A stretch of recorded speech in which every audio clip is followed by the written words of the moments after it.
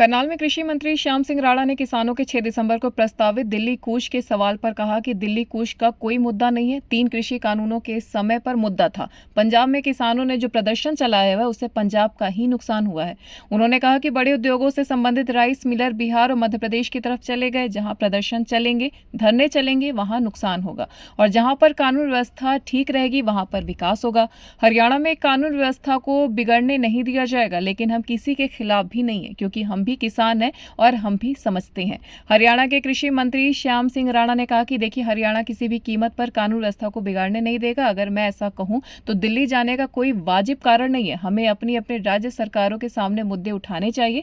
जब हम समस्या रखते हैं तो उसका समाधान हो जाता है। हमारे राज्य में हमारे मुख्यमंत्री ने किसानों की सभी समस्याओं का समाधान किया है।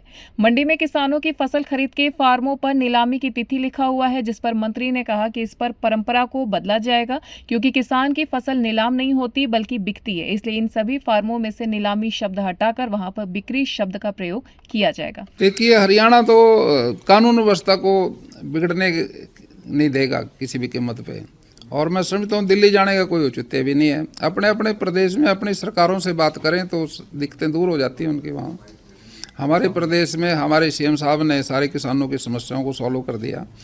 24 फसलें हम रेट पे खरीदते हैं, जिसमें से 3 फसलों की बात आई थी। वो अगर कोई किसान बोएगा तो वो भी खरीद लेंगे। नहीं, देखिए, प्रधानमंत्री जी की सुरक्षा का जिम्मा तो प्रदेश सरकार का ही है। हर तरह से सारी व्यवस्थाएं ठीक करना रखना वो तो करेगी सरकार। किसी तरह के कोई कानून व्यवस्था ना बिगड़े, ये हमेशा सरकार सोचती है और इसको काम करेगी। News desk, anvil live.